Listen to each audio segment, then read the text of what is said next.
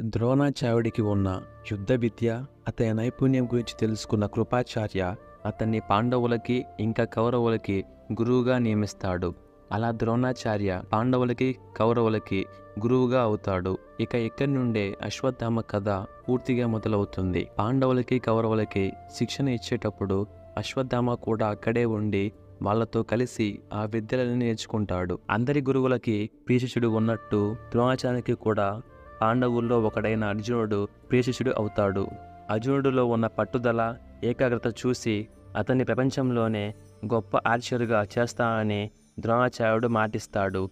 Archer అంటే విల్లు విద్యలో నైపుణ్యుడు అని అర్థం. అర్జునుడిని ద్రోణాచార్యుడు అలా మెచ్చుకోవటం, అతన్ని ప్రియశిష్యుడిగా చేసుకోవటం అశ్వత్థామకి ఏమాత్రం నచ్చేవి కాదు. దాంతో అశ్వత్థామకి అర్జునుడి పైన, పాండవుల పైన కోపం ఉండేది. నెక్స్ట్ వీడియో కోసం మన ఛానల్ని ఫాలో అవ్వండి.